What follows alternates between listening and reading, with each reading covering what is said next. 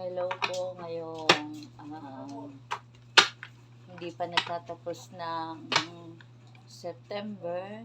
So ngayon po ay tapos na yung ating mga ghost month. Ayan, pwede na po kayong bumili ng kung ano-ano at pwede na rin kayong manghiram sa inyong gustong hiraman or mga o kahit ano man ho na pagkakagusto sa ninyo, pwede na po kasi tapos na yung ang ating ghost month. So kahit bumili kayo ng sasakyan, pwede na po ngayon at ating pagsisimulan ulit yung ating magagandang parating ngayon. So ang reading natin ngayon, Cancer, Pisces, Scorpio para sa ating love reading. Sa love reading ang ating reading ngayon. So yun pong mga bago lang dito sa ating channel, pakiclick po yung para ma-update kayo sa ating mga reading everyday. So start na po tayo ng ating reading. Spirit guide, ano ang mga energy nila sa kanilang mga love reading ngayong September, at tapos na yung ghost month nila, tapos na yung mga pag-aaway, tapos na po yung mga ito po yung mga pagsisimula na ulit. Ito mga water sign, Cancer, Pisces, Scorpio. Ito po ay sa love reading nyo. Spirit guide, ano po ang ganap, ang kanilang energy ngayon bago magtapos ng September? Ano po ang mga parating or mga naghihintay para sa kanila? Oops, nagwawala ang ating spirit guide. Ano po ang yan. Ayan, ang pagsisimula ninyo may pagkakasundo. Ayan, may pagkakasundo kayo ng inyong person. Siguro meron kayong alitan, pinag-awayan, or siya ay makaka-realize dito na pagsisisi na hindi niya ito kaya na ikaw ay mawala dito. Water sign, Cancer, Pisces, Scorpio. Dahil siya ay merong mga magagandang alaala sa inyo. So ayan, yung prosperity. Ibig sabihin, ikaw yung higit niyang kailangan dito. Love, ang pagbabalik niya ay magbibigay siya ng effort dito. Water sign, Cancer, Pisces, Scorpio, yon. Para mapasaya ka niya, ayan, may maibibigay siya sa'yo na pera.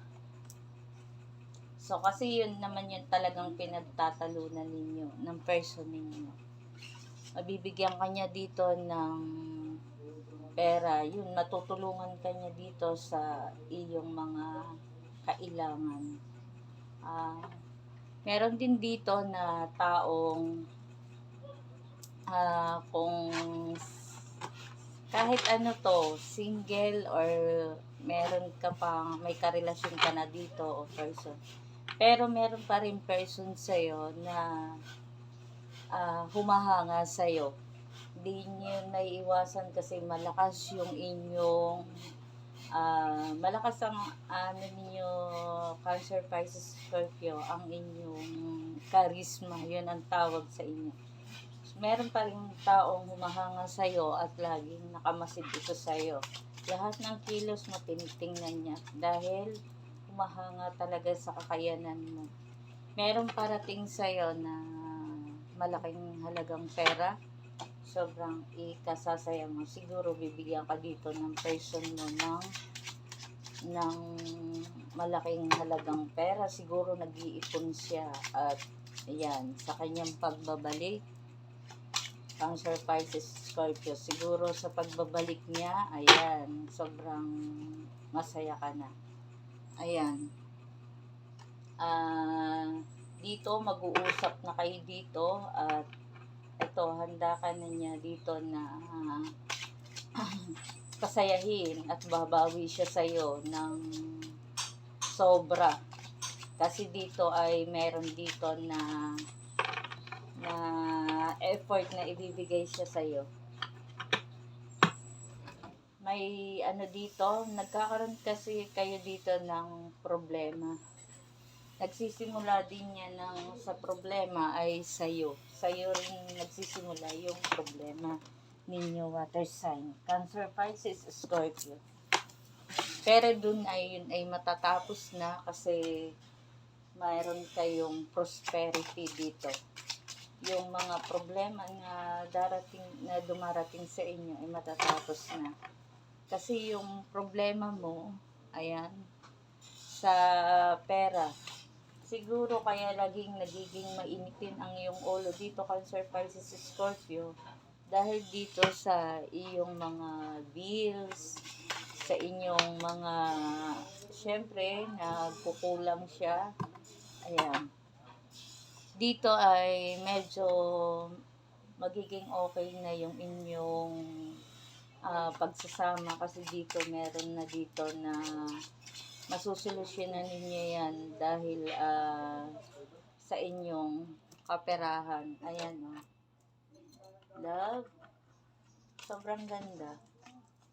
Sa inyong dalawa, ito yung kayong dalawa na to, medyo magiging okay na kayo. At ayan yung, ayan, abundance. May abundance kayo dito. At then, meron dito na, ayan, sa kaperahan at sa love, magiging masaya na kayo dito ng yung person. Kasi dito, siguro kung kayo naman ay mag-boyfriend or mag-jowa-jowa lang yan, ayan, sapat na yung inyong ipon.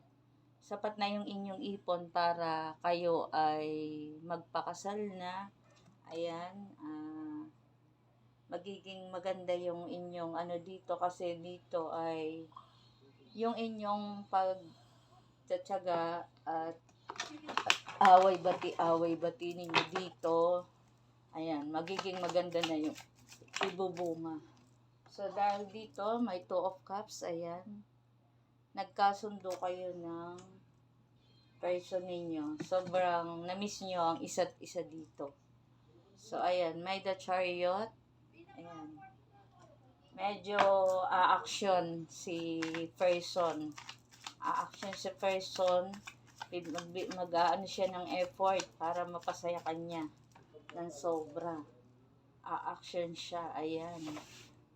Magiging ano kayo. Yan. Dito mo na na-realize yung person mo na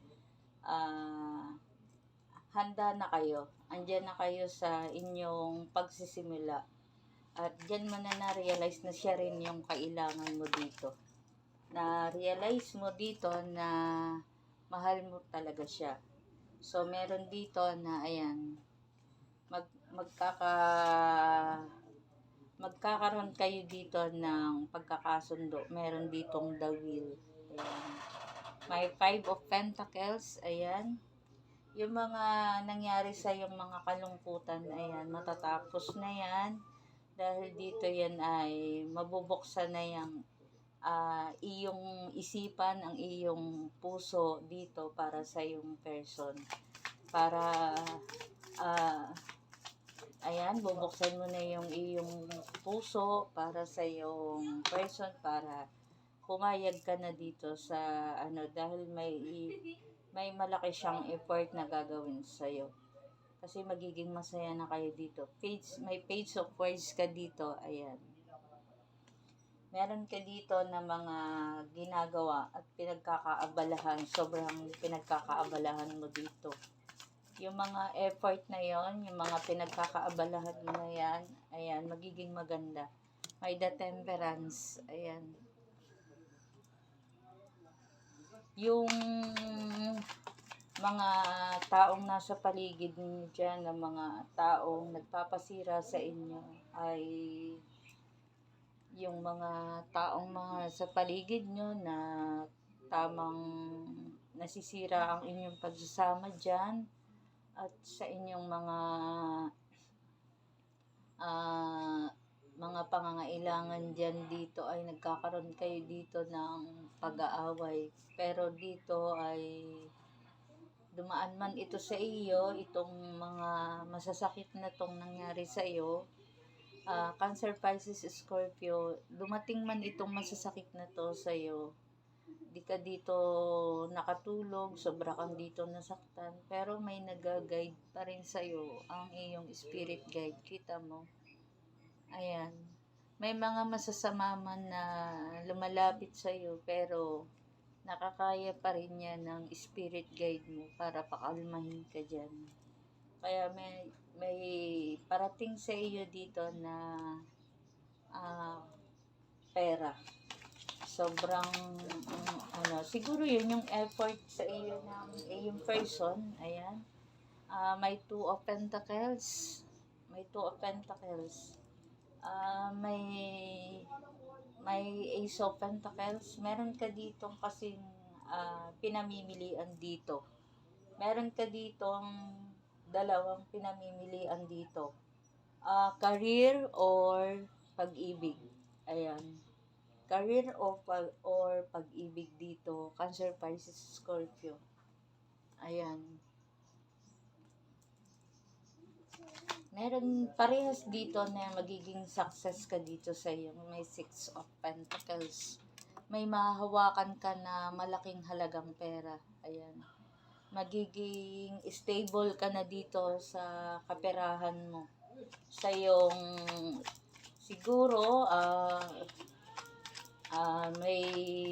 may apply ka dyan sa pag-alis sa pagtungkol sa ibang bansa, or meron ka dito na pinamimilian dun sa iyong career, yung iyong business ngayon, kung ito ipagpapatuloy mo. Kasi meron kasi ikaw dito na nangihinayang ka dito.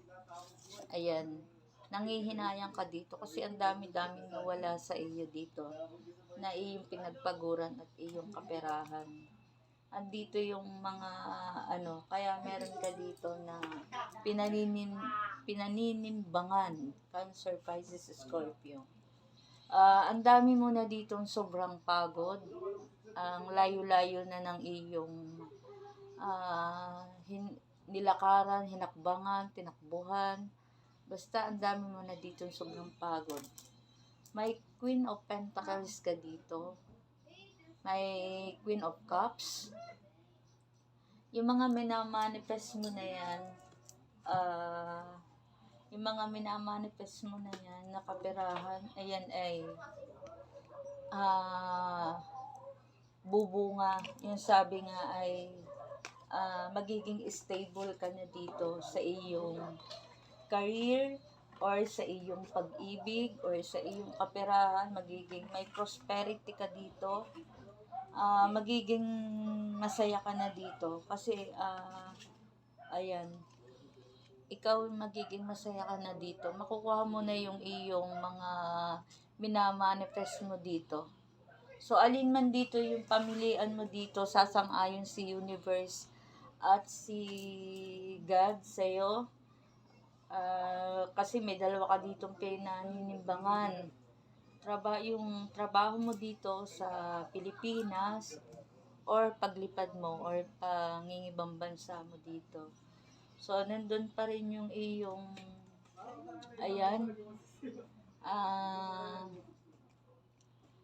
magiging ka na dito, yung